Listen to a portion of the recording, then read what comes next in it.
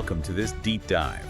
Today, we're looking into a pretty significant federal move, using technology to modernize environmental permitting. That's right. It's more than just an IT upgrade. It really signals a potential shift in how government handles project approvals, environmental rules, and even how the public gets involved. And our goal here is to really pull apart this initiative, understand the what, the why, the how, and maybe flag some potential hurdles. Exactly.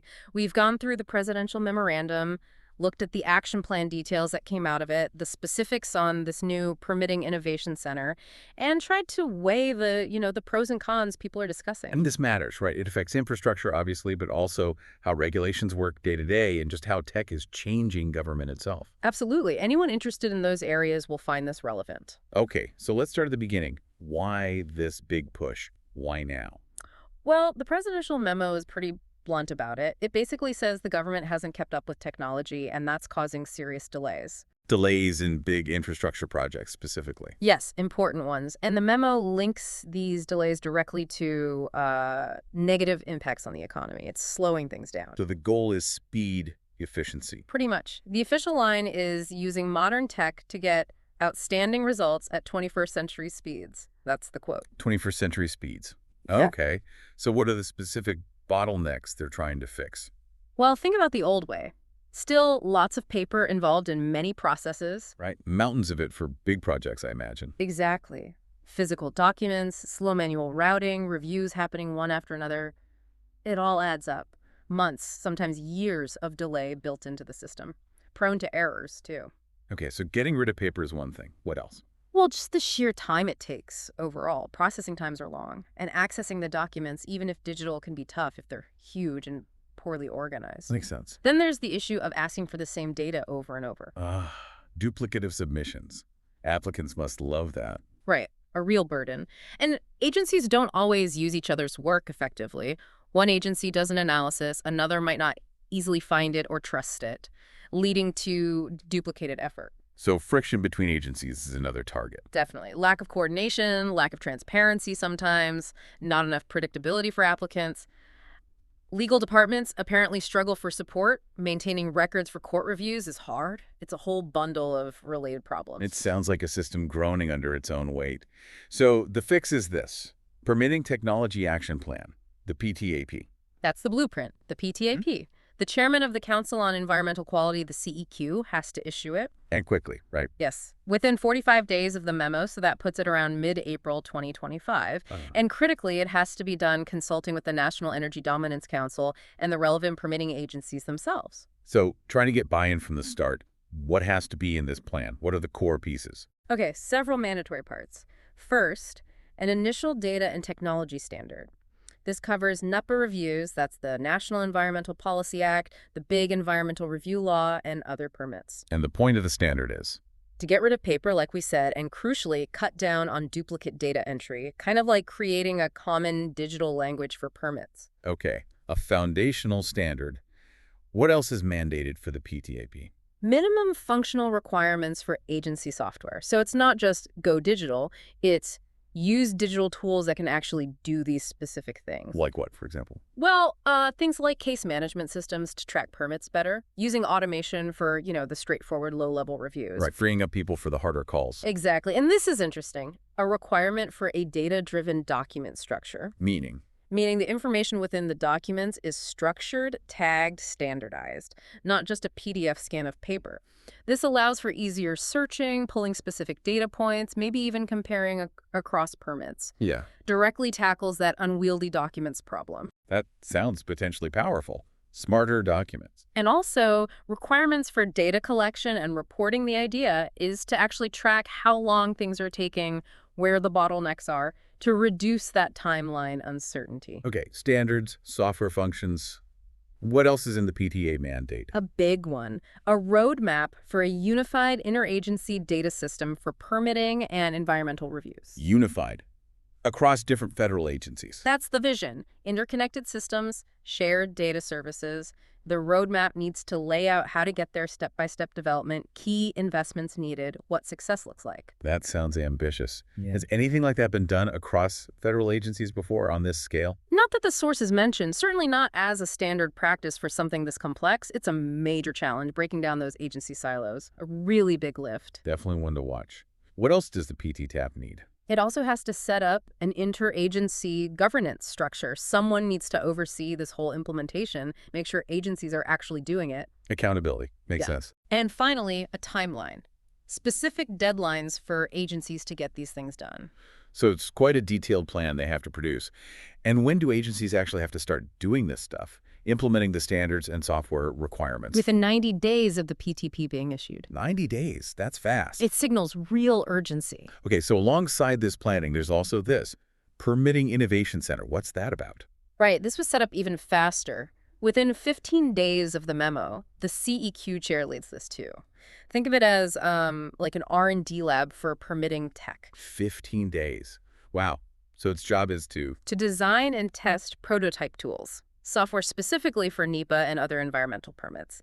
The idea is to build working models that agencies can then adopt more easily as part of the main PTP rollout. So building the tools that meet those functional requirements, maybe? Exactly. The memo gives examples. Prototypes for case management, for application portals, making it easier for people to apply and track things, automation tools, ways for agencies to securely swap data. Supporting that unified system goal. Yes. And even tools to help speed up the really complex reviews. They're targeting those known pain points. Who's helping them get the center running so fast? The General Services Administration, the GSA, their Technology Transformation Services group is providing support. They have expertise in this kind of government tech modernization. And is this center just a short-term thing to kickstart development? No, the sources suggest it's meant to be ongoing, a hub for continuous innovation in permitting tech, always looking for the next improvement. Okay, so we have the big plan, PTF, Yeah. and the R&D hub, Innovation Center. Let's talk oversight.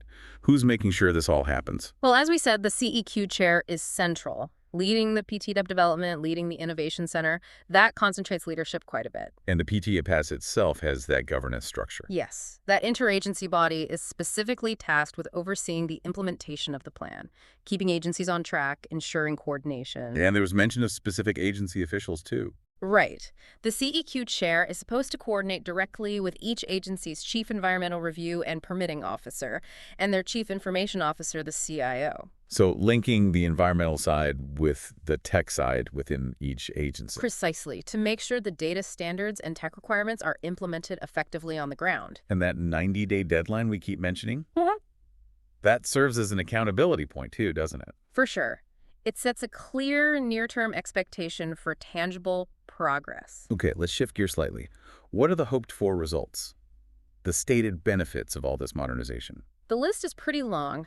Faster processing, obviously. More efficiency, less redundancy, stop asking for the same thing 5 times. Okay. More transparency and predictability for everyone involved, easier public access to documents, better coordination between the agencies, a smoother overall process. Anything else? Yeah, they also mentioned speeding up decisions at the state, local, and tribal levels because the federal part moves faster.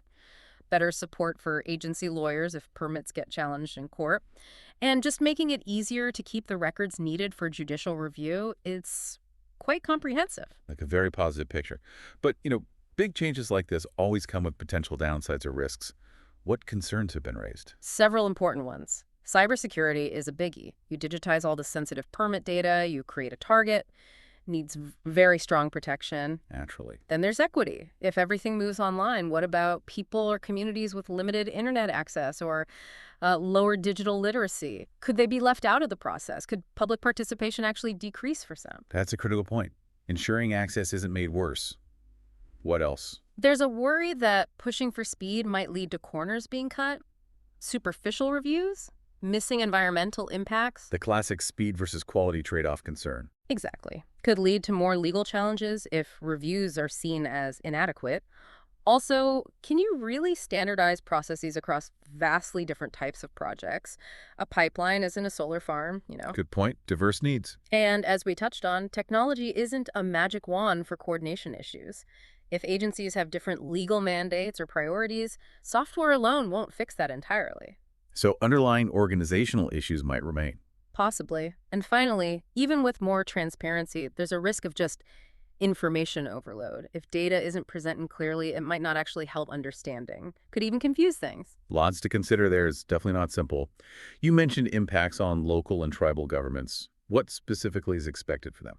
The main benefit mentioned is faster decision-making for them, because the federal process won't be entering things up as much.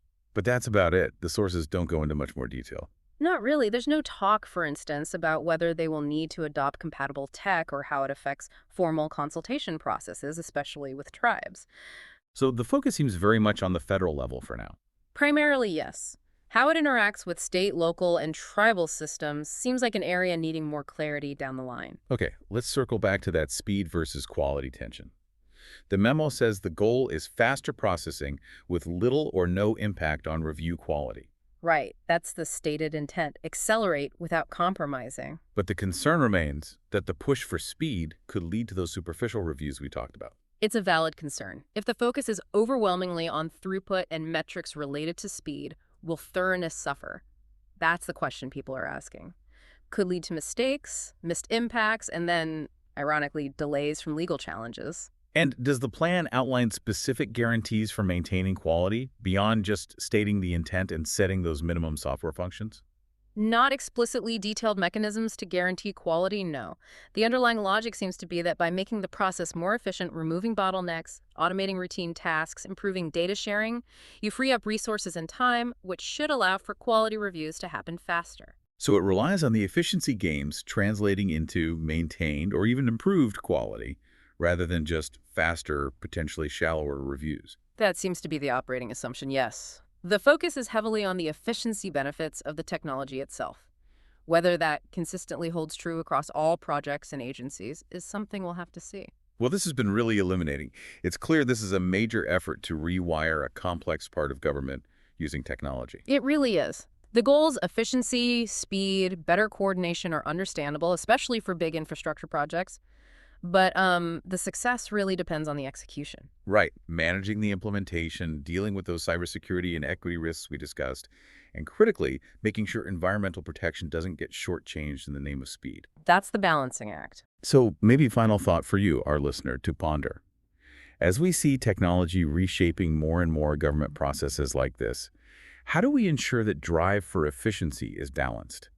Balanced with accessibility for everyone, with robust security, and with the core principles of thorough, fair decision-making, especially when it comes to protecting our environment. And what role should public engagement play in this kind of digital shift? Good questions. And if you want to dig deeper, looking into the specifics of NIPA or how public comments currently work in permitting, or even trying to track the kinds of tools that Permitting Innovation Center starts prototyping, those could be interesting paths. Thank you for joining us for this deep dive. We'll explore another topic next time.